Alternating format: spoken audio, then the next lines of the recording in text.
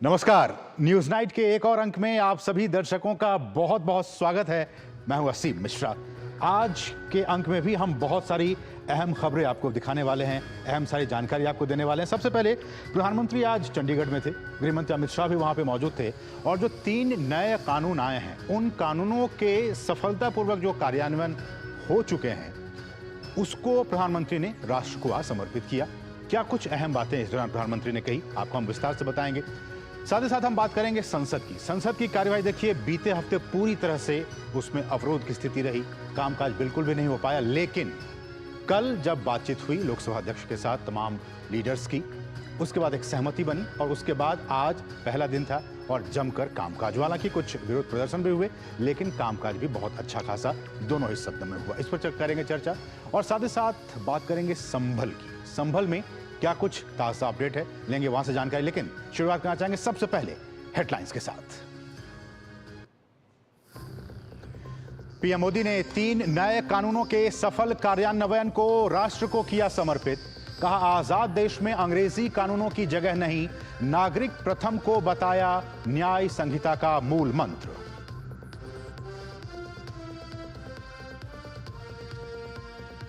विदेश मंत्री doctor S Jaishankar ने भारत चीन संबंधों और सीमा पर मौजूदा स्थिति पर लोकसभा में दिया बयान। कहा, दोनों देशों के संबंध अब कुछ सुधार की दिशा में। देप्सांग और डेमचौक में सेनाओं की वापसी के बाद पेट्रोलिंग शुरू।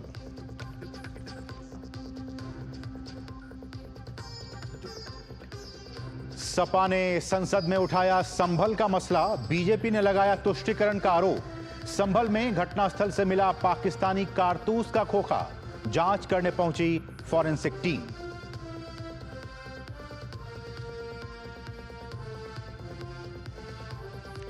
पांच दिनों के हंगामे के बाद चले संसद के दोनों सदन। राज्यसभा में भारतीय वायुयान बिल 2024 पेश, तेल गैस क्षेत्र नियमन और विकास संशोधन बिल पास। लोकसभा में बैंककारी विधियां संशोधन बिल चर्चा के बाद हुआ पास।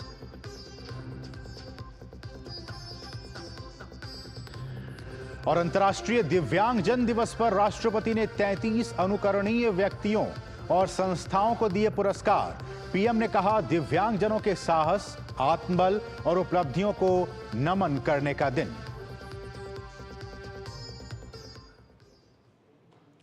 और शुरुआत आज की सबसे महत्वपूर्ण खबर के साथ। प्रधानमंत्री ने कहा है कि नए अपराध कानूनों का लागू होना उन आदर्शों को पूरा करने की दिशा में एक ठोस कदम है जिसकी परिकल्पना हमारे संविधान में की गई थी। प्रधानमंत्री ने कहा कि ये नए कानून भारत को औपनिवेशिक मानसिकता से मुक्त करेंगे। पीएम ने चंडीगढ़ में नए आपराधिक कानूनों के सफल कार्यान्वयन के लिए पंजाब और हरियाणा हाईकोर्ट के वकीलों और चंडीगढ़ बार काउंसिल के सदस्यों के प्रति भी आभार व्यक्त किया। उन्होंने इस दौरान एक प्रदर्शनी का भी अवलोकन किया।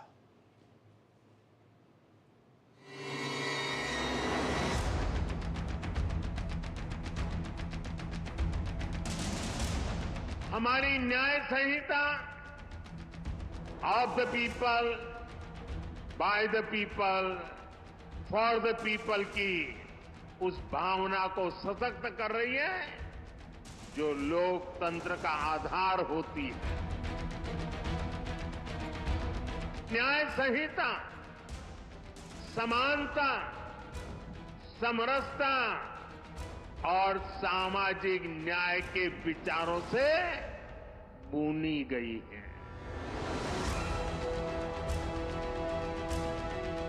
प्रधानमंत्री नरेंद्र मोदी ने केंद्र शासित प्रदेश चंडीगढ़ में 3 नए आपराधिक कानूनों को सफलतापूर्वक लागू किए जाने को राष्ट्र को अवगत कराया। उन्होंने कहा कि भारतीय न्याय संहिता का मूल मंत्र नागरिक प्रथम है। उन्होंने कहा कि ये कानून नागरिक अधिकारों के संरक्षक और न्याय में आसानी का आधार बन रहे हैं। देश का कानून नागरिकों के लिए होता है, इसलिए कानूनी प्रक्रियाएं भी पब्लिक की सुविधा के लिए होनी चाहिए। लेकिन पुरानी व्यवस्था में प्रोसेस ही पनिशमेंट बन गया था। एक स्वस्थ समाज में कानून का संबल होना चाहिए, लेकिन आईपीसी में केवल कानून का डर ही एकमात्र तरीका था, वो भी अपराधी से ज्यादा ईमानदार लोगों को, जो बेचारे विक्टिम हैं, उनको डर रहता था। प्रधानमंत्री ने कहा कि देश के नागरिकों के लिए संविधान ने जिन आदर्शों की कल्पना की थी, उन्हें पूरा करने की दिशा में ये कानून ठोस प्रयास है। उन्होंने कहा कि आजादी के 7 दशकों में न्याय व्यवस्था के सामने जो चुनौतियां आईं, उन पर गहन मंथन किया गया। हर कानून का व्यावहारिक पक्ष देखा गया, भविष्य के मापदंड पर उसे कसा गया, तब भारतीय न्याय संहिता इस स्वरूप में हमारे सामने आई है। न्याय की पहली कसौटी है समय से न्याय मिलना। हम सब बोलते और सुनते भी आए हैं, जस्टिस डिलेड, जस्टिस डिनाइड। इसलिए भारतीय न्याय संहिता, नागरिक सुरक्षा संहिता के जरिए देश ने त्वरित न्याय की तरफ बड़ा कदम उठाया है। इसमें जल्दी चार्जशीट फाइल करने और जल्दी फैसला सुनाने को प्राथमिकता दी गई है। किसी भी केस में हर चरण को पूरा करने के लिए समय सीमा तय की गई है। प्रधानमंत्री ने कहा कि 370 और 3 तलाक खत्म हुआ तो खूब चर्चा हुई। वहीं इन दिनों वक्फ बोर्ड से जुड़े कानून पर बहस चल रही है। उन्होंने कहा कि हमें इतना ही महत्व उन कानूनों को भी देना चाहिए जो नागरिकों की गरिमा और स्वाभिमान को बढ़ाने के लिए बने हैं। ब्यूरो इनपुट के साथ सुधाकर दास की रिपोर्ट, डीडी न्यूज। तो अब बहुत ही महत्वपूर्ण बातें आपके लिए जानना यह जरूरी है कि जब हम कहते हैं कि नए कानून का मूल मंत्र नागरिक प्रथम है और प्रधानमंत्री ने इस बात पर जोर दिया, क्या कुछ अहम बातें प्रधानमंत्री ने इस दौरान कही, एक बार फिर से हम आपको दिखाना चाहते हैं और कुछ तथ्य भी आपके सामने रखना चाहते हैं इस ग्राफिक्स के जरिए, जो कि बहुत ही खास तरीके से आपके लिए हम बनाकर लेकर आए हैं। ये देखिए, प्रधानमंत्री ने कहा कि नए कानून का जो मूल मंत्र है ये बहुत ही महत्वपूर्ण, सिटीजन फर्स्ट, नागरिक प्रथम। और ये जो नए कानून है उसमें नागरिक को सबसे पहले उनकी भावनाओं को समझा गया है, आत्मसात किया गया है इस पूरे कानून में। क्या कुछ महत्वपूर्ण बातें प्रधानमंत्री ने, सबसे पहले उन्होंने कहा कि संविधान की भावना से जो प्रेरित है ये हमारा भारतीय न्याय संहिता, प्रधानमंत्री ने इस बात पर जोर दिया। दूसरी बात प्रधानमंत्री ने कही कि महिलाओं और बच्चों के लिए इसमें एक अलग से अध्याय दिया गया है कि जिसमें कि महिलाओं से संबंधित जो अपराध होते हैं उसको लेकर और बच्चों से संबंधित जो अपराध होते हैं उसको लेकर अलग ही चैप्टर है, उसमें विशेष चर्चाएं इन दोनों के बारे में की गई हैं। इस पर भी प्रधानमंत्री ने जोर दिया। प्रधानमंत्री ने कहा कि EFIR, चूंकि डिजिटल एज में हम अब जी रहे हैं, और प्रधानमंत्री का जोर इस बात पर भी है कि जो हमारी जो आपराधिक संहिता है उसको भी डिजिटल तरीके से हम उसको टैकल करें। इसलिए EFIR की बात आ रही है और 0 FIR की सुविधा भी इस नए कानून के तहत लोगों को दी गई है। पूर्णतः क्रियान्वित करने वाला पहला प्रदेश चंडीगढ़ है और इसलिए भी आपको हम बता दें कि चंडीगढ़ में जब ये कार्यक्रम हो रहा था तो इस पूरे तीनों कानूनों को बहुत अच्छे से 100% इसको क्रियान्वित करने का कार्य अगर भारत में किसी राज्य ने, किसी केंद्र शासित प्रदेश ने किया है तो सबसे पहला केंद्र शासित प्रदेश यही है, चंडीगढ़। और इसलिए चंडीगढ़ में यह कार्यक्रम हो रहा था, तो इस बात को भी आप समझिए। अगली बात है कि FIR दर्ज होने के 3 साल के भीतर पीड़ित को न्याय मिलेगा। पहले क्या होता कि जैसा कि प्रधानमंत्री ने कहा कि तारीख पर तारीख, अब प्रधानमंत्री ने कहा कि अब ये सारी चीजें अब खत्म हो गई हैं। अगर FIR लॉन्च हो गई तो उसके 3 साल के भीतर पीड़ित को जस्टिस मिलेगा। इस बात की इसमें पूरी तरह से इस पर जोर दिया गया है।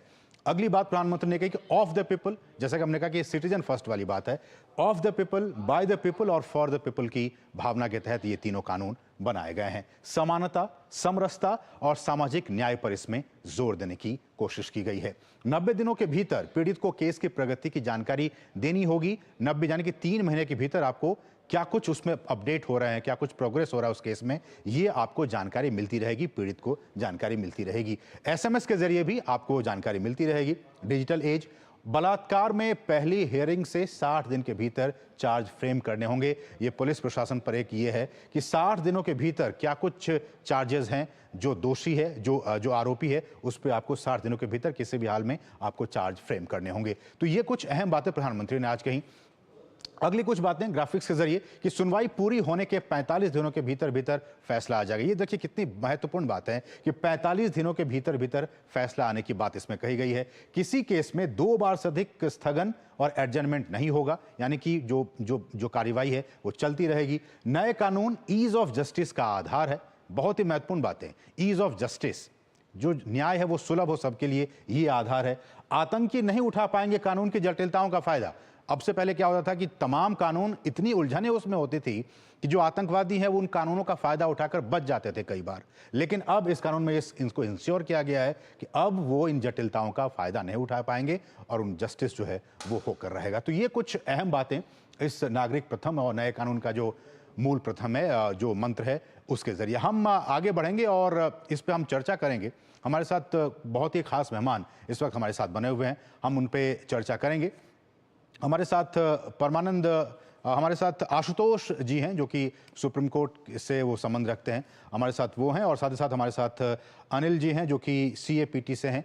हम इन दोनों ही मेहमानों का हम स्वागत करना चाहेंगे, लेकिन उससे पहले रुकेंगे बहुत ही छोटे से ब्रेक के लिए। और ब्रेक से पहले हम आपको बताएं कि हमारा जो आज का विशेष है वो इसी से जुड़ा हुआ है, न्याय संहिता का मूल मंत्र नागरिक प्रथम। जी हां, हमारा आज का विशेष है, इस पर चर्चा हम करेंगे। न्याय संहिता का जो मूल मंत्र है वो नागरिक प्रथम है, और किस तरह से नागरिक प्रथम है, किस तरह से ये जो नए कानून हैं वो आए हैं और उसका इम्प्लीमेंटेशन हुआ है, उस पर हम चर्चा करें। हमारे साथ लगातार खास मेहमान बने हुए हैं। Ashutosh Kumar Mishra ji, advocate on record Supreme Court के, हमारे साथ बने हुए हैं। और साथ ही साथ हमारे साथ दूसरे मेहमान अनिल कुमार जी हैं जो कि CAPT से जुड़े हुए हैं। आप दोनों ही मेहमानों का इस खास चर्चा में बहुत बहुत स्वागत है। शुरुआत मैं अनिल जी से करना चाहूंगा। अनिल जी, आपका बहुत बहुत स्वागत है इस कार्यक्रम में। और सर, सबसे पहले आपसे यही जानना चाहेंगे कि जिस तरह से ये कानून बने और उसके बाद से 1 जुलाई से ये अब इम्प्लीमेंट हो गए हैं, किस तरह की चीजें, पहले जब ये कानून थे पुराने कानून और अब नए कानून, क्या कुछ बदलाव, क्या कुछ समाज में लोग जो हैं, जो जैसा कि प्रधानमंत्री ने कहा कि सिटीजन फर्स्ट, नागरिक प्रथम, इसकी भावना इस कानून के जरिए किस तरह से दिख पा रहे हैं? थैंक यू, जय हिंद, नमस्कार। जैसा कि हम सभी ने अभी देखा इस समाचार में, आपने ही देखा है इस शो में, माननीय प्रधानमंत्री जी द्वारा जो इस बात पर जोर दिया गया कि नागरिक प्रथम, हमारे कॉलोनियल जो कानून थे उनसे बाहर आकर हमारे ये जो नए कानून बने हैं इसमें नागरिक प्रथम की बात कही गई है। तो अनेक ऐसे प्रावधान हैं, क्योंकि ये शो में हमारे पास समय कम रहेगा, इसलिए अति संक्षिप्त रूप से मैं कुछ कतिपय बिंदुओं पर बात कहना चाहूँगा। जी जी। ऐसे प्रावधान हैं जिनमें सबसे पहले जो FIR, जो बहुत ही सबसे महत्वपूर्ण होती है आपराधिक कानूनों में, FIR की प्रक्रिया का सरलीकरण हो। तो अब E-FIR और जीरो FIR, जी, ये जो कंसेप्ट थी पहले थी, लेकिन केस लॉज, माननीय उच्चतम न्यायालय के जो केस लॉज हैं उनके आधार पर थी, लेकिन अब कानून की संहिताओं में इनके आ जाने से इनका अनुपालन बहुत अच्छे तरीके से हो सकेगा। बिल्कुल। तो E-FIR तो अभी आजकल जो समय है, इंफॉर्मेशन टेक्नोलॉजी का समय है, तो कोई भी विक्टिम या कंप्लेनेंट जो शिकायत करना चाहते हैं तो वो किसी भी माध्यम से, जो इलेक्ट्रॉनिक मीन्स हैं, इलेक्ट्रॉनिक कम्युनिकेशन, उनके माध्यम से वो कर सकेंगे। दूसरी चीज, एक थानाध्यक्षों के बीच में, थानों के बीच में जुरिडिक्शन का सवाल रहता था। कहीं कोई क्राइम हो गया तो वो एक दूसरे से बचना चाहते थे, आपका है, किसका है।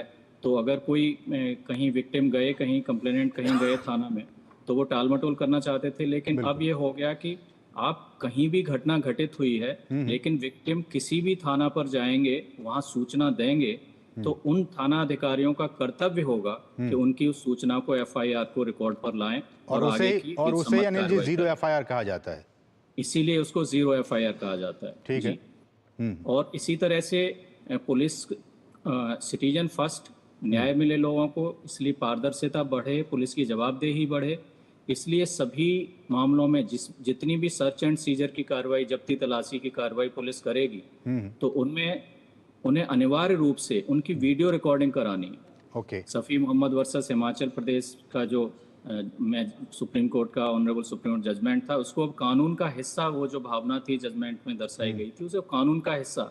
अब जो आरोप लगते थे पुलिस पर कि इन्होंने जबरन ये दिखा दिया, ऐसा कोई सामान आपत्तिजनक हमारे पास से बरामद नहीं हुआ था, लेकिन इन्होंने ऐसा दिखा दिया, इस तरह की चीजें अब गुंजाइश नहीं रहेगी, क्योंकि सभी पूरी प्रक्रिया की वीडियो रिकॉर्डिंग होनी है। और अनिल जी, जिस तरह से इस कानून में कहा गया है कि पूरी घटना की वीडियो रिकॉर्डिंग की जाएगी, और पहले जब इस तरह की व्यवस्था नहीं थी तो लोग उसका एक गलत फ़ायदा उठाते थे या फिर साक्ष्य को लेकर कई बार दिक्कतें होती थी, लेकिन अब इलेक्ट्रॉनिक साक्ष्य इलेक्ट्रॉनिक तरीके से उसको आप रिकॉर्ड कर पा रहे हैं और ये सारी चीज़ें मान्य भी होंगी कोर्ट में।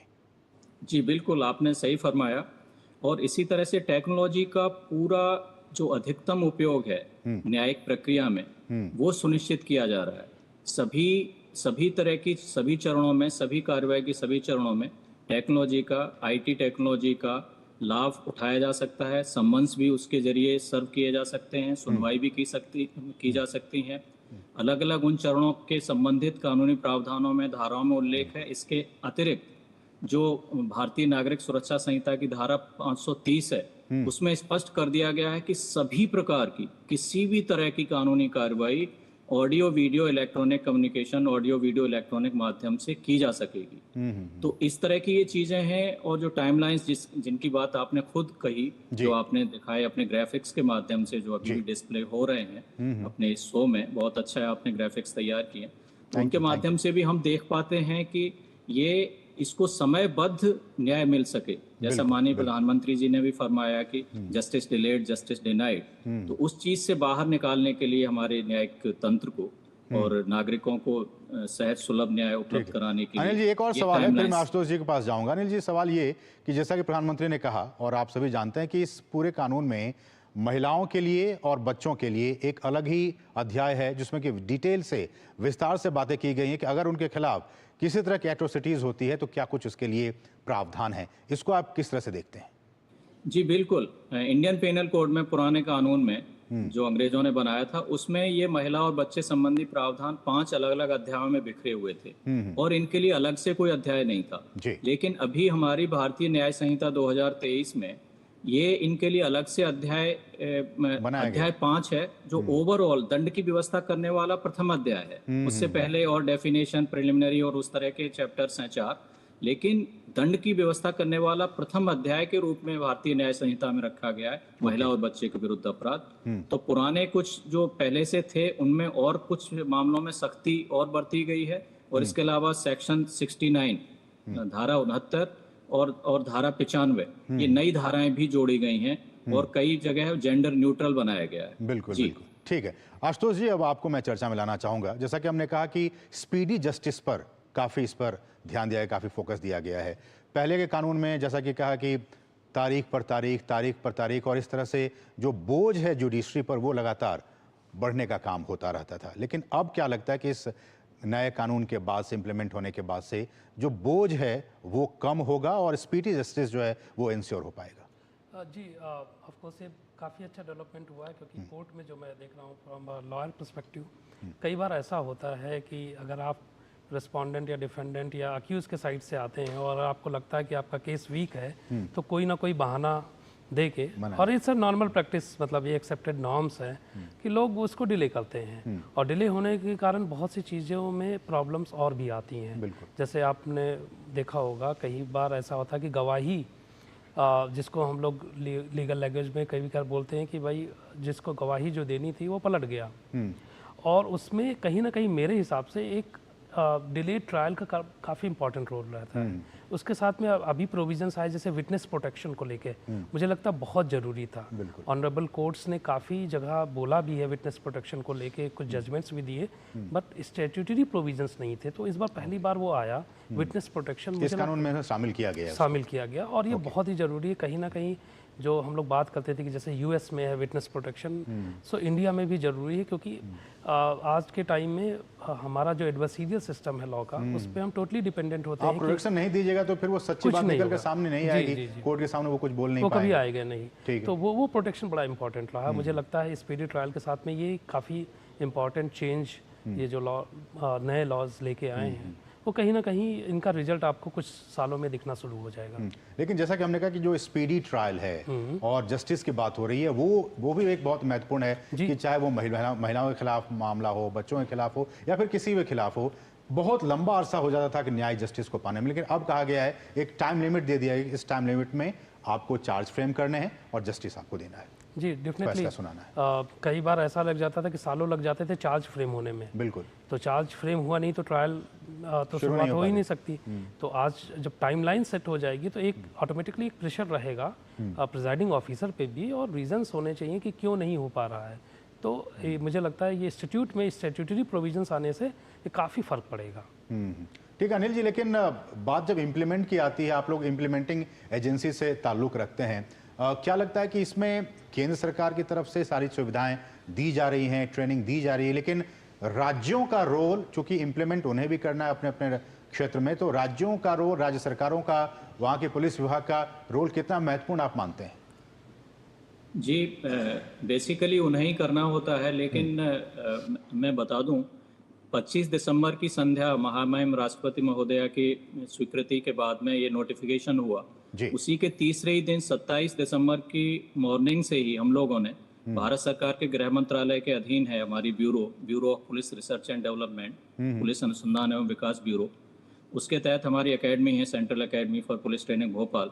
तो हम लोगों ने भी सभी 5 जो मेजर ड्यूटी होल्डर्स हैं क्रिमिनल जस्टिस डिलीवरी सिस्टम में, judiciary, prosecution, police, forensic and prison and correctional services, इन सभी के लिए कैपेसिटी बिल्डिंग प्रोग्राम यानी ट्रेनिंग प्रोग्राम हम लोगों ने प्रारंभ कर दिए थे। बिल्कुल। जबकि अभी हमारी डेट भी अपॉइंट नहीं हुई थी कि कब से ये कानून लागू किए जाने हैं। उस समय संभावना थी कि दिसंबर 2024 से संभवतः डेट होगी, लेकिन फिर फरवरी में अनाउंस हो गई कि 1 जुलाई से लागू होने हैं। और हम लोगों ने भारत सरकार गृह मंत्रालय के तत्वावधान में हम लोगों ने लगातार सभी ड्यूटी होल्डर्स को, राज्यों के, केंद्र शासित प्रदेशों के, उनको प्रशिक्षण देना प्रारंभ किया। और उसके फलस्वरूप ये हुआ कि 1 जुलाई को जब ये लागू हुआ, हालांकि हम लोग अप्रेंटिसशिप थे तो बीपीआरएनडी में हमारी जो हेल्पलाइन थी नंबर्स, लेकिन उसमें हमें जान के सुखद आश्चर्य हुआ कि बहुत कम कॉल्स राज्यों से या केंद्र शासित प्रदेशों से आम जनता के या ड्यूटी होल्डर्स के आ रहे थे उस पर। तो बहुत, अगर देखा जाए जितनी हम लोगों को आशंका थी कि इतनी कठिनाइयां आएंगी, उसकी तुलना में तो लगभग बहुत ही कम कठिनाइयों का सामना करना पड़ा है। और राज्यों को भी ये श्रेय जाता है कि उन्होंने अपनी तैयारी शुरू में सुस्त रही, लेकिन उन्होंने फिर तेजी दिखाई। और राज्यों की स्टेट जुडिशियल अकेडमीज ने भी फिर दिखाया। नेशनल जुडिशियल अकेडमी भोपाल में इनका शेड्यूल पैक था, तो हम लोगों ने खुद जुडिशियल ऑफिसर्स की भी ट्रेनिंग में हम लोगों ने बढ़ चढ़ के भाग लिया हमारी अकेडमी ने। तो मैं तो बहुत संतुष्ट हूँ कि जिस तरह से हमें अप्रेंशन थे उसकी तुलना में बहुत स्मूथली हम लोग आगे बढ़ रहे हैं। और कुछ इश्यूज हैं, नए कानून हैं, नए प्रावधान हैं, उनमें कुछ इश्यूज हैं, तो उसमें सभी कॉम्पिटेंट अथॉरिटी, भारत सरकार, गृह मंत्रालय और सब लोग हम लोग काम कर रहे हैं इसमें टीम वर्क के रूप में। ठीक है, लेकिन एक आखिरी सवाल आशुतोष जी आपसे मैं जानना चाहूँगा कि जो मामले पुराने कानून के तहत दर्ज किए गए और अब नया कानून लागू हो गया है, उन पे संक्षेप में उन पे क्या कुछ असर पड़ेगा? वो तो कंटिन्यू करेंगे पुराने ही एक्ट के हिसाब से, ये प्रोविजंस में भी हैं, तो वो कंटिन्यू करेंगे। वो पुराने कानून के तहत ही वो होते रहेंगे, और जो नए कानून के तहत मामले दर्ज हुए हैं वो नए कानून के तहत ही होते रहेंगे। चलिए, समय इतना ही है। बहुत बहुत शुक्रिया अनिल से हमारे साथ जुड़ने के लिए। निदेशक सीएपीटी भोपाल, आपका बहुत बहुत शुक्रिया। और आशुतोष कुमार मिश्रा जी, आपका भी, आप दोनों मेहमानों का हमारे साथ इस कार्यक्रम में जुड़ने के लिए बहुत बहुत शुक्रिया। बढ़ेंगे आगे, रुकेंगे छोटे से ब्रेक के लिए, लेकिन ब्रेक के बाद जब वापस आएंगे तो आपको दिखाएंगे संसद में आज किस तरह से कामकाज हुआ, एक छोटे से ब्रेक के बाद।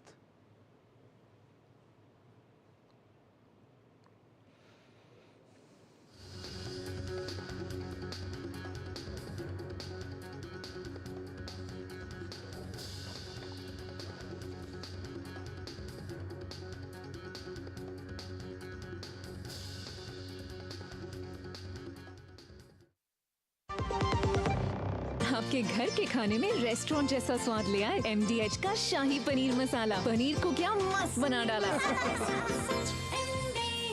MDH जिंदगी की हर छोटी बड़ी जरूरत के लिए आप जो सपने सजाते हैं, बस उसी उम्मीद को तो हम सहारा लगाते हैं। SIP आपकी सेविंग्स को आपकी खातिर काम पर लगाएगी। आज ही अपनी पहली SIP की शुरुआत करें। अधिक जानकारी के लिए अपने वित्तीय सलाहकार से परामर्श करें। LIC म्यूचुअल फंड द्वारा निवेशक शिक्षा की एक पहल। म्यूचुअल फंड निवेश बाजार के जोखिम के अधीन है। योजना से संबंधित सभी दस्तावेजों को ध्यान से पढ़ें। पापा ने कहा इंजीनियर बनो, बन गया। हस्बैंड बनो, वो भी बन गया। पर मूर्ख बनो तो कहा ही नहीं। देखिए, नकली पेमेंट का SMS, कहते हैं पापा का उधार लौटा रहे हैं, फिर बोलेंगे गलती से ज्यादा पैसे भेज दिए, बेटे बाकी के पैसे वापस कर दो। आज्ञाकारी बेटा हूँ, मूर्ख नहीं हूँ। याद रहे, UPI सेफ है, मगर कोई ऐसे बेवकूफ बनाए तो कहो मैं मूर्ख नहीं हूँ।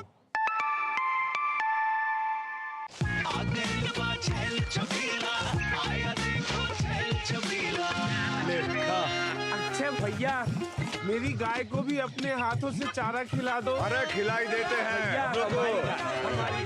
हमारी गाय भैया।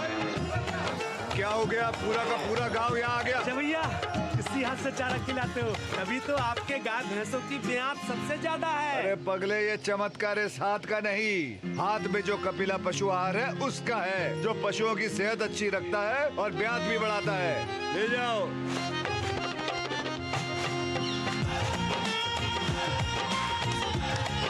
कपिला, देश का नंबर 1 पशु आहार। मेरी पसंद, मेरी पसंद, मेरी पसंद, मेरी पसंद, हमारी पसंद, हम सबकी पसंद। मजबूत देश का मजबूत सरिया हो गया स्टील।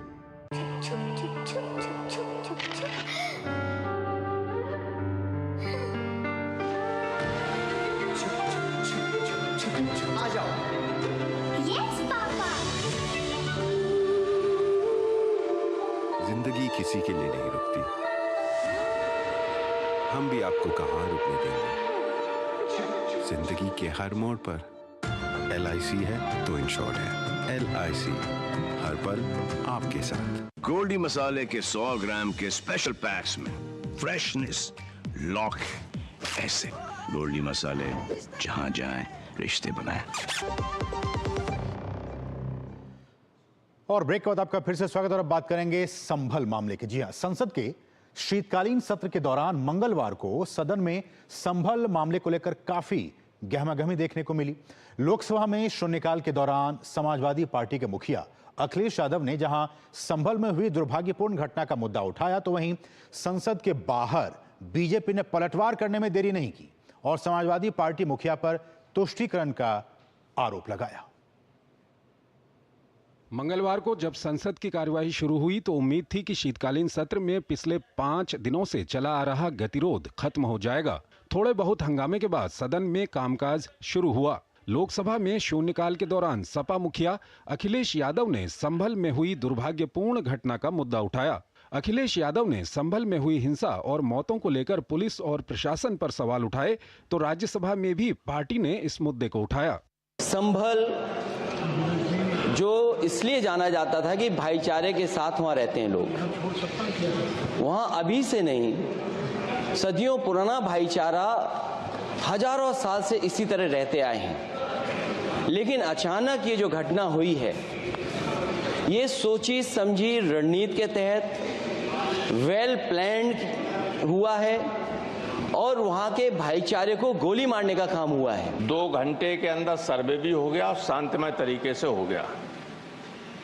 24 तारीख को सुबह 6 बजे पूरे संभल में पुलिस छावनी बना दी गई। संभल को लोगों को पता ही नहीं था कि पुलिस क्यों लगाई जा रही है।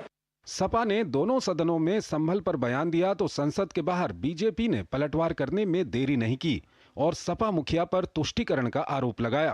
पुलिस का कोई दोष नहीं है, वो अपने तुष्टीकरण की राजनीति के तहत इस टाइप के आरोप लगाते रहते हैं। दंगाइयों ने फायर किया और जिस तरह से सुनियोजित ढंग से वहाँ चलाई गई है, ये मैं कहूँगा इसमें समाजवादी पार्टी का हाथ है, इन्हीं के लोगों ने ये घटना किया है। अदालत के आदेशों का अनुपालन करना राज्य सरकार और केंद्र सरकार की बाध्यता है। वो एक संवैधानिक संस्था है, उसका हम सबको सम्मान करना चाहिए। त्वरित हो गया तो दिक्कत है और केसेस डिले हो रहे हैं तो दिक्कत है। तो यहाँ मुसलमान वोटों के तुष्टीकरण, संतुष्टीकरण, ध्रुवीकरण और एकत्रीकरण के लिए उनके पक्ष में इस प्रकार के बयान श्री अखिलेश यादव देते रहते हैं। गौरतलब है कि संभल में हुई हिंसा के मुद्दे पर समाजवादी पार्टी और बीजेपी एक दूसरे पर आरोप प्रत्यारोप लगा रहे हैं। कांग्रेस और समाजवादी पार्टी के नेताओं को भी संभल जाने से रोका गया था। पूरे मामले की जांच के लिए यूपी की योगी सरकार ने एक न्यायिक समिति का गठन भी कर दिया है, जिसने रविवार को दौरा कर हालात की जानकारी ली थी। इस बीच संभल हिंसा के 27 आरोपियों से जेल में मुलाकात करने के लिए सपा का एक प्रतिनिधिमंडल सोमवार को पहुंचा था। पार्टी उनके साथ सहानुभूति जताते हुए बर्बरता का आरोप लगा रही है। बीजेपी इस मामले में भी सपा पर निशाना साध रही है। नीरज सिंह और कुमार आलोक के साथ शैलेंद्र मिश्र, डीडी न्यूज, दिल्ली। और इस सबके बीच संभल में हुए हिंसा को लेकर एक बड़ी खबर आई है। संभल में घटनास्थल से पाकिस्तानी कारतूस का खोखा बरामद किया गया। जी हां, पाकिस्तानी कारतूस का खोखा घटनास्थल से बरामद किया गया है। संभल हिंसा की जगह पर फॉरेंसिक टीम ने पहुंचकर सभी जो एविडेंस हैं, साक्ष्य हैं, उसको जुटा रहे हैं। सर्च ऑपरेशन में अफसरों की टीम को मौके से जो पाकिस्तान ऑर्डिनेंस फैक्ट्री के 9 mm का एक मिस फायर और एक खोखा, इसके अलावा 12 बोर के 2 खोखे और 32 बोर के 2 खोखे बरामद किए गए हैं। सर्च ऑपरेशन में अभी भी अधिकारी लगे हुए हैं। तो एक बड़ी खबर जो ताजा अपडेट है वो संभल, हमारे साथ हमारे सहयोगी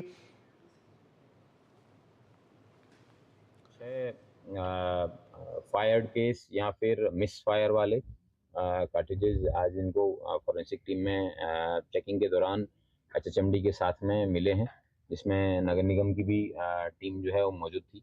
आप में से कुछ मीडिया बंधु भी हैं, वो भी शायद मौजूद थे।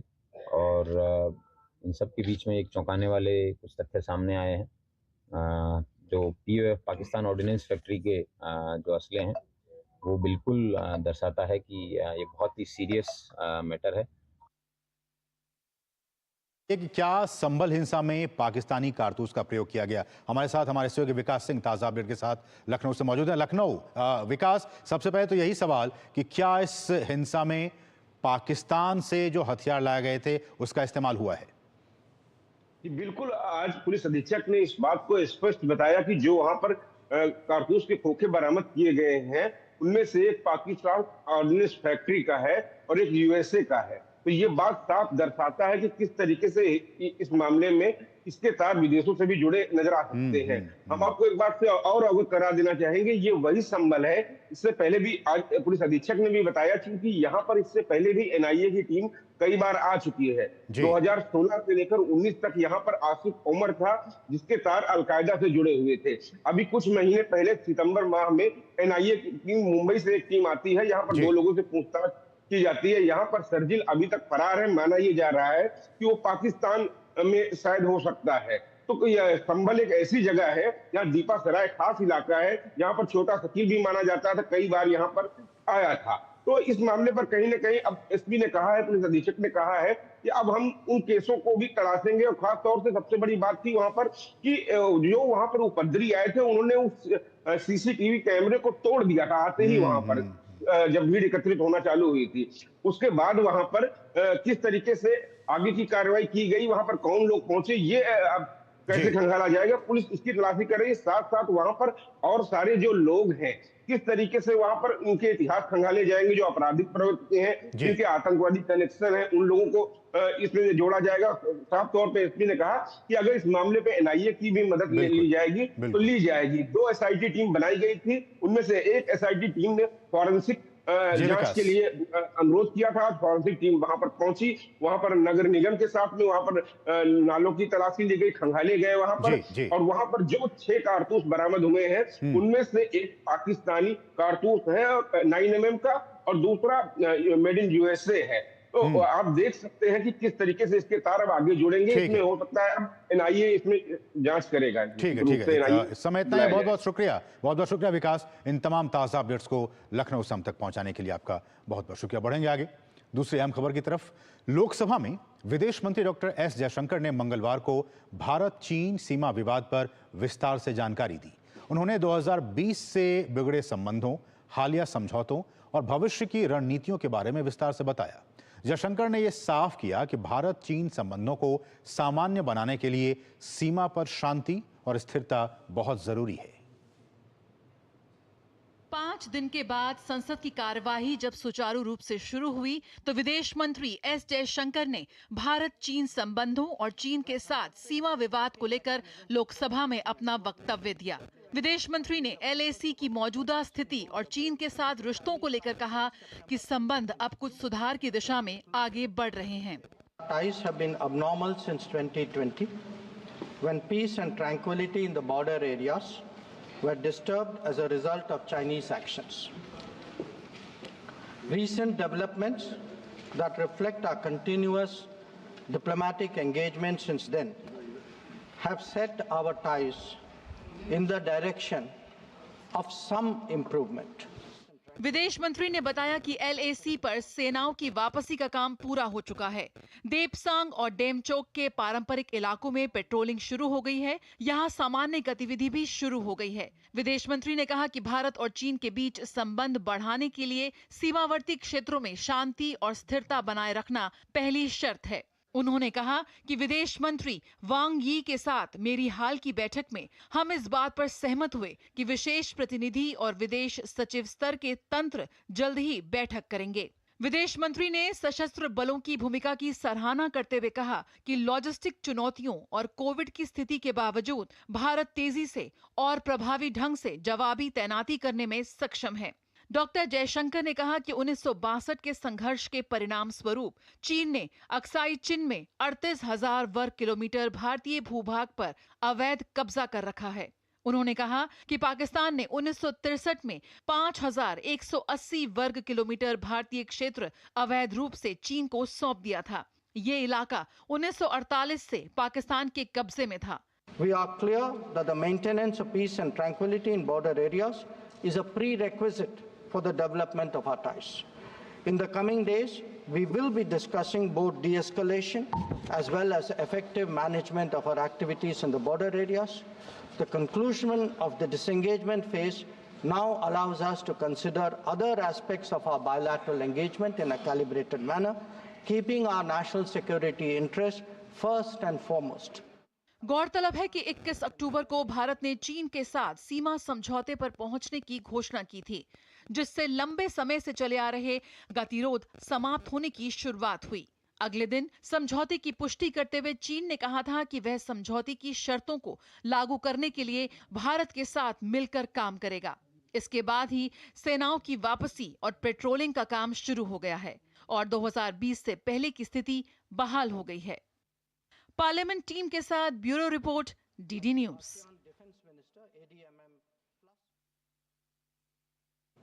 और अब संसद के कामकाज की बात की जाए तो संसद के शीतकालीन सत्र के दूसरे सप्ताह के दूसरे दिन संसद में जमकर कामकाज हुआ। सोमवार को सरकार और विपक्षी दलों में दोनों सदनों की कार्यवाही को सुचारू तरीके से चलाने की सहमति बनी थी, जिसके बाद मंगलवार को दोनों ही सदनों में कई अहम विधेयक पेश किए गए तो कुछ पास भी हुए। और इन विधायी कामकाज की बात की जाए तो राज्यसभा में भारतीय वायुयान बिल 2024 पेश किया गया। इसके साथ ही उच्च सदन से तेल गैस क्षेत्र नियमन और विकास संशोधन बिल 2024 चर्चा के बाद उसे पारित कर दिया गया।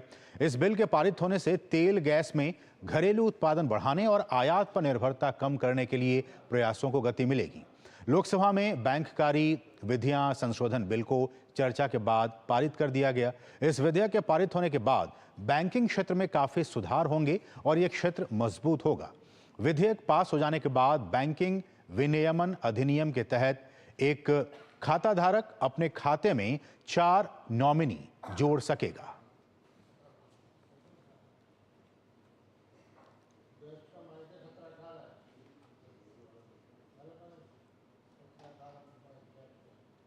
तो ये कुछ अहम जो विधेयक हैं जो पास हुए और उनसे क्या कुछ फायदा मिलेगा वो हम आपको ग्राफिक्स के जरिए बता रहे हैं। खासकर तेल और गैस सेक्टर के लिए ये बहुत ही महत्वपूर्ण।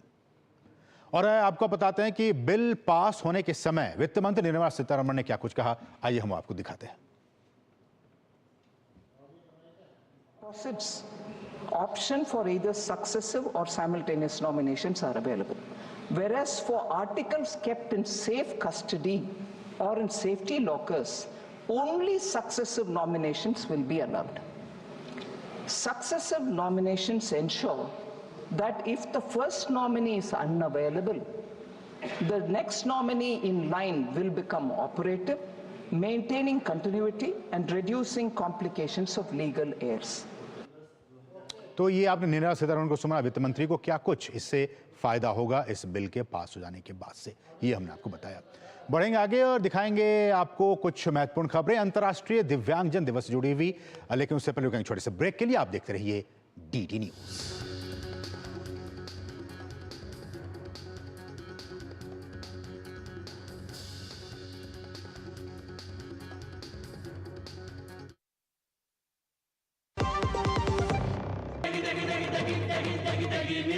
MDH की देगी मिर्च, देगी मिर्च का तड़का, अंग अंग फड़का। MDH की देगी मिर्च। अरे रामदयाल, तेरी उपज का क्या हुआ?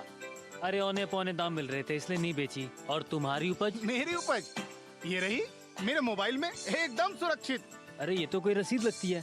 कोई रसीद नहीं, डिजिटल रसीद है जो WDRA से पंजीकृत वेयरहाउस में उपज रखने से मिलती है। WDRA?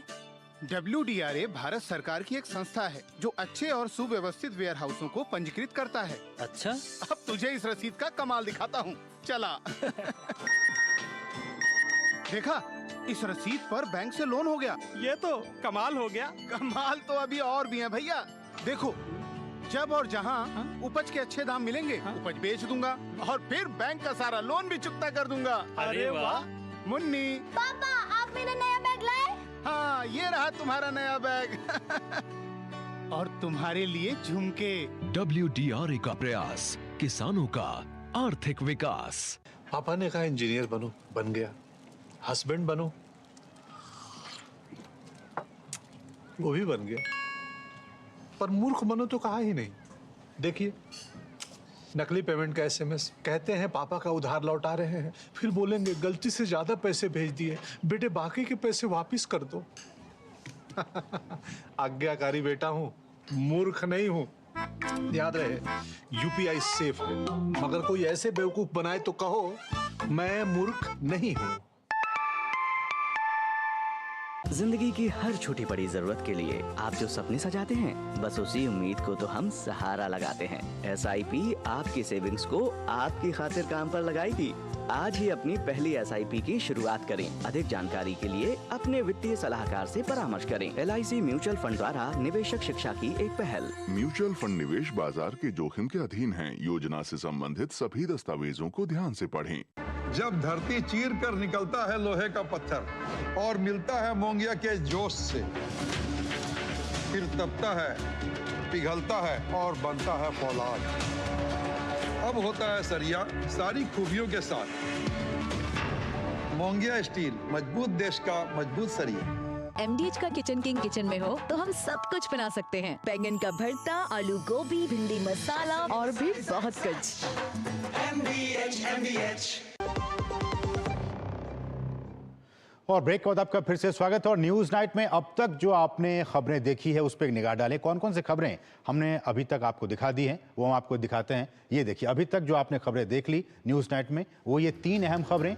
कैसे लागू हो रहे हैं देश में 3 नए कानून, इससे जुड़ी हमने आपको खबरें दिखाई। दूसरी थी कि भारत चीन संबंधों पर विदेश मंत्री का बयान जो संसद में उन्होंने दिया, इससे जुड़ी खबरें आपको दिखाई। और तीसरी महत्वपूर्ण खबर जो हमने आपको दिखाई वो हमको बताते हैं। तीसरी खबर थी संसद में आज किस तरह कामकाज हुआ, जमकर कामकाज हुआ, वो भी हमने आज आपको दिखाई। तो ये 3 अहम खबरें जो कि अब तक आपने न्यूज़ नाइट में देखी हैं।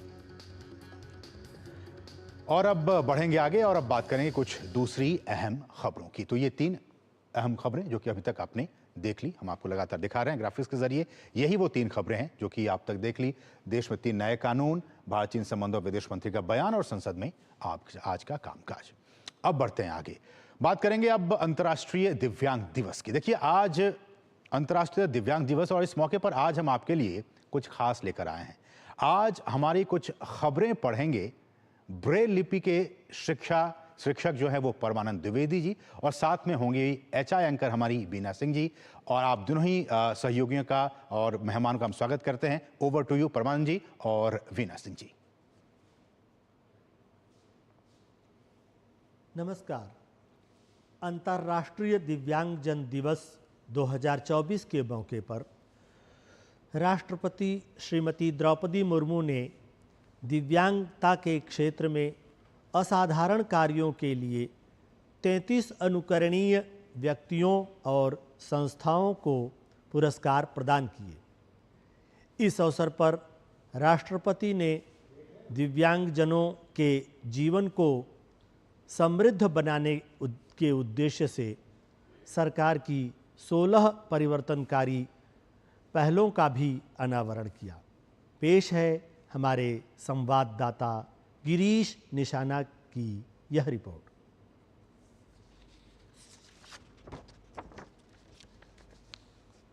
बांग्लादेश में हो रहे हिंदुओं पर अत्याचार और हमलों के विरोध में मंगलवार को फिर से देश के कई शहरों में प्रदर्शन हुए और रैलियां निकाली गईं।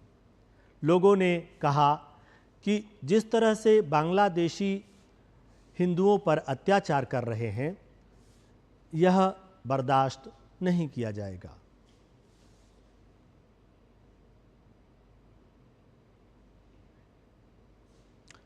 तो ये कुछ खबरें अंतर्राष्ट्रीय दिव्यांग दिवस है और इस पर आपने देखा किस तरह से हमारे जो सहयोगी हैं वो किस तरह से आपको ब्रेल लिपि के ज़रिए और हेयरिंग इम्पेयर्ड के जो लोग हैं उसके ज़रिए आपको खबर पहुंचाने की कोशिश की। आपका हम बता दें कि आपको कि इस पर खबर पर और भी हम आपको आगे अपडेट देंगे, लेकिन उससे पहले एक छोटे से ब्रेक के लिए आप देखते रहिए DD न्यूज़।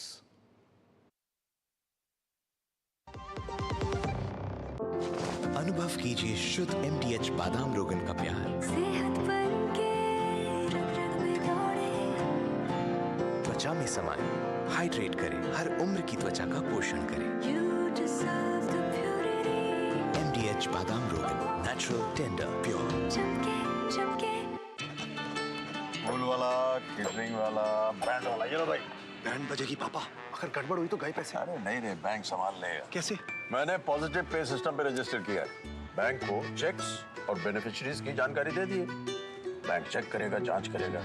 डिटेल्स मैच नहीं तो क्लियरेंस नहीं। अच्छा, लाइए मुझे दीजिए। फोटो वाला, लाइट वाला, मंडप वाला। RBI कहता है जानकार बनिए, सतर्क रहिए। बिल्कुल सही कह रहे हैं। डॉक्टर दादू, ये प्रीमियम क्या होता है? बेटा, प्रीमियम मतलब समझ लो पेट्रोल। जब तक कार में पेट्रोल है तब तक कार चलेगी। पेट्रोल खत्म, कार स्टॉप। पर पापा, इस बार पेट्रोल खत्म होने पर भी कार चलती रहेगी। वो कैसे?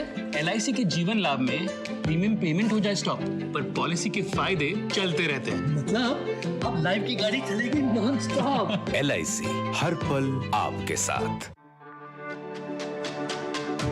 मेरी पसंद, मेरी पसंद, मेरी पसंद, मेरी पसंद, हमारी पसंद, हम सबकी पसंद। मजबूत देश का मजबूत सरिया हो गया स्टील।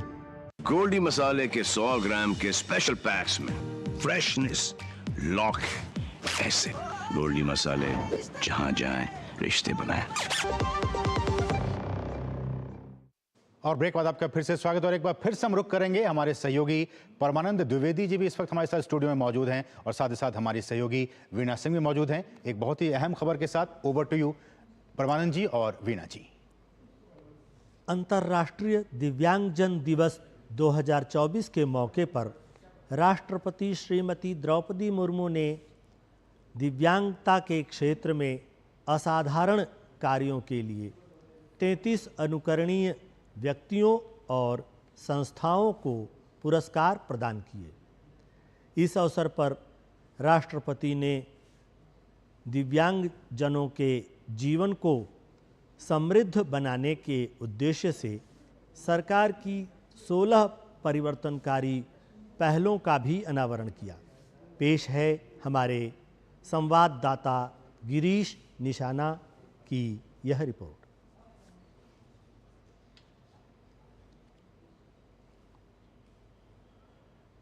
मौके पर राष्ट्रपति द्रौपदी मुर्मू ने मंगलवार को दिल्ली के विज्ञान भवन में 33 अनुकरणीय व्यक्तियों और संस्थाओं को दिव्यांगजनों के सशक्तिकरण के लिए राष्ट्रीय पुरस्कार 2024 प्रदान किए। इसमें 22 व्यक्तियों और 11 संस्थानों को ये पुरस्कार प्रदान किया गया। इस पुरस्कार वितरण समारोह में केंद्रीय सामाजिक न्याय और अधिकारिता मंत्री डॉक्टर वीरेंद्र कुमार और सचिव राजेश अग्रवाल भी मौजूद थे। राष्ट्रपति ने सभी पुरस्कार विजेताओं को बधाई दी और कहा कि इन पुरस्कारों का दूरगामी सामाजिक महत्व है। इनका अनुकरण करके अन्य व्यक्ति और संस्थाएं दिव्यांग व्यक्तियों को सशक्त बनाने की दिशा में आगे बढ़ सकती हैं। उन्होंने कहा कि पूरी मानवता को दिव्यांगजनों को सहज और समान महसूस कराना चाहिए। इन पुरस्कारों को बहुत व्यापक सामाजिक महत्व है। आज के पुरस्कार विजेता समाज के सामने रोल मॉडल के रूप में प्रतिष्ठित हो रहे हैं। इनका अनुकरण करके अन्य व्यक्ति और संस्थान दिव्यांगजनों के सशक्तिकरण की दिशा में आगे बढ़ सकते हैं। वास्तव में दिव्यांगजन के अदम्य उत्साह को देखकर हम सभी को प्रेरणा मिलती है। राष्ट्रपति से पुरस्कार प्राप्त कर दिव्यांगजन काफी उत्साहित नजर आए। बहुत खुशी हो रहा है, मुझे पद से डिस्क्राइब नहीं हो पा रहा है और ये फर्स्ट टाइम ये आरपीडब्ल्यूडी रिसेंटली अमेंडमेंट एक्ट से स्पेसिफाइड डिसेबिलिटी में एक अभ्यर्थी को चुनकर उसमें अवार्ड दे रहे हैं। एक इंस्पिरेशन मिला, जैसे मुझे अवार्ड मिला मेरे शरीर में एक नई सहरन आई। मुझे अपने आप पे और देश के लिए गर्व है। अब सभी दिव्यांगों को एक समाज की मुख्य धारा के साथ जोड़ा जा रहा है। पहले क्या था कि हमें समाज की मुख्य धारा में नहीं समझा जाता था। अब जरूरी है कि दिव्यांग भी आगे बढ़ रहा है समाज में। तो हमारी भारत सरकार है, उसने काफ़ी नए नए बदलाव किए, उनके लिए एक नया एम्पावरमेंट पैदा किया गया है। बहुत सारे इंटरप्रेटर भी आए हैं। हम थैंक यू करना चाहेंगे भारत सरकार का। बहुत चीज़ें चेंज हुई हैं, पॉलिसीज़ में चेंजेस आए हैं, माइंडसेट लोगों का चेंज हुआ है एंड आई थिंक हम लोग वाकई में एक विकसित भारत की तरफ आगे बढ़ रहे हैं। सामाजिक न्याय और अधिकारिता मंत्रालय के दिव्यांग जन सशक्तिकरण विभाग द्वारा आयोजित इस कार्यक्रम के दौरान दिव्यांगजनों के जीवन को समृद्ध बनाने के उद्देश्य से 16 परिवर्तनकारी पहलों का भी अनावरण किया गया। गौरतलब है कि हर साल 3 दिसंबर को दिव्यांगजन सशक्तिकरण विभाग दिव्यांगता क्षेत्र में असाधारण प्रतिबद्धता और उपलब्धियां प्रदर्शित करने वाले व्यक्तियों, संगठनों, गैर सरकारी संगठनों, राज्य, जिला और केंद्र शासित प्रदेश के प्रशासनों को सम्मानित करने के लिए राष्ट्रीय पुरस्कार प्रदान करता है। दिव्यांगजन सशक्तिकरण के लिए राष्ट्रपति द्रौपदी मुर्मू ने कुल 33 राष्ट्रीय पुरस्कार प्रदान किए। इसमें व्यक्ति और सामाजिक संस्थाओं के साथ साथ उन राज्यों और जिलों को भी सम्मानित किया गया जो दिव्यांगों के सशक्तिकरण के लिए विशेष कदम उठा रहे हैं। कैमरामैन सौरभ बख्शी और मेरे सहयोगी विभव राय के साथ गिरीश निशाना, डीडी न्यूज, दिल्ली।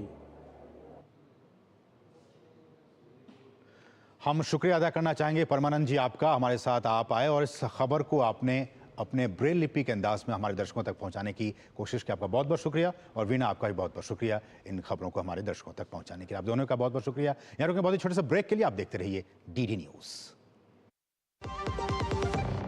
अब आया असली स्वाद। अब आया स्वाद। जब स्वाद के पड़े हो लाले तो MDH का चंकी चाट मसाला डालें। MDH का चंकी चाट मसाला। MDH। जिंदगी की हर छोटी बड़ी जरूरत के लिए आप जो सपने सजाते हैं, बस उसी उम्मीद को तो हम सहारा लगाते हैं। SIP आपकी सेविंग्स को आपकी खातिर काम पर लगाएगी। आज ही अपनी पहली SIP की शुरुआत करें। अधिक जानकारी के लिए अपने वित्तीय सलाहकार से परामर्श करें। LIC म्यूचुअल फंड द्वारा निवेशक शिक्षा की एक पहल। म्यूचुअल फंड निवेश बाजार के जोखिम के अधीन हैं। योजना से संबंधित सभी दस्तावेजों को ध्यान से पढ़ें। एक ऐसा तबका जो रिटायरमेंट के बारे में आज भी बिल्कुल नहीं सोचता, वो है औरतें। औरतें कमा के भी वल्नरेबल हैं। सो NPS एक इक्वालिटी ला रहा है। हम सब एक बराबर प्लेटफॉर्म पे हैं। अपने बेहतर कल को सुनिश्चित करने के लिए NPS जरूरी है। यार Ajay, look at your dad.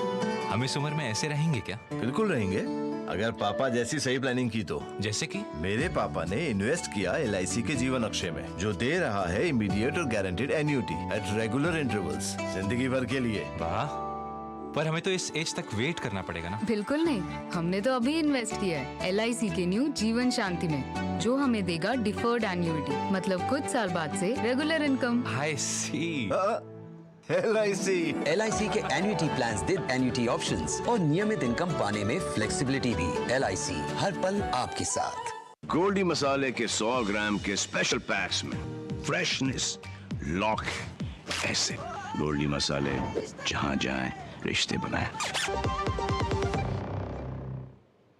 और ब्रेक बाद आपका फिर से स्वागत। बात करेंगे चक्रवाती तूफान फेंजल की। तो इस तूफान ने बहुत बड़े पैमाने पर काफी नुकसान पहुंचाया है और सबसे अधिक प्रभावित अगर कोई क्षेत्र हुआ है तो पुडुचेरी और तमिलनाडु में आधारभूत संरचना उसको काफी नुकसान पहुंचाया है इस चक्रवाती तूफान ने। और इस सब के बीच एनडीआरएफ और वहां के जो सेना है वो राहत और बचाव कार्यों में जी जान से जुटी हुई है।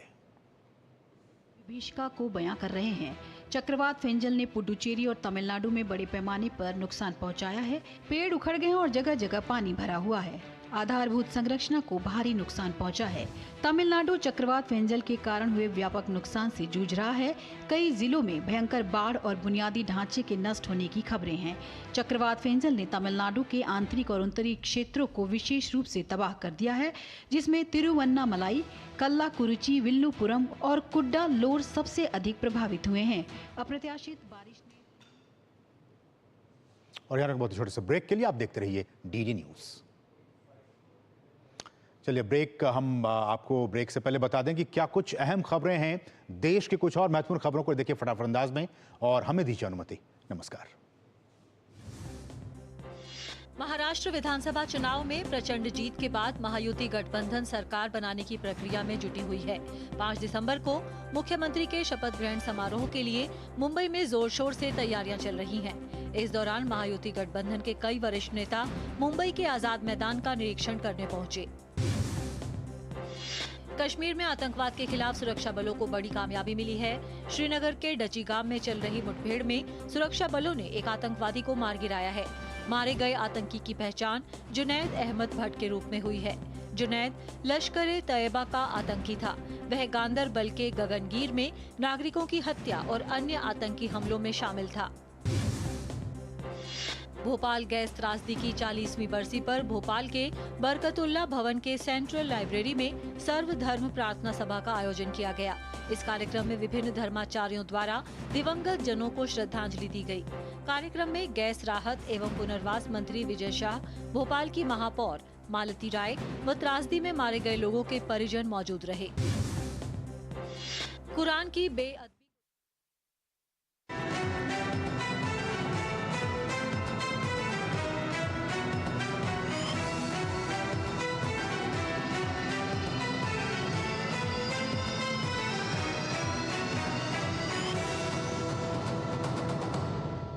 न्यूज नाइट के प्रायोजक थे LIC, जिंदगी के साथ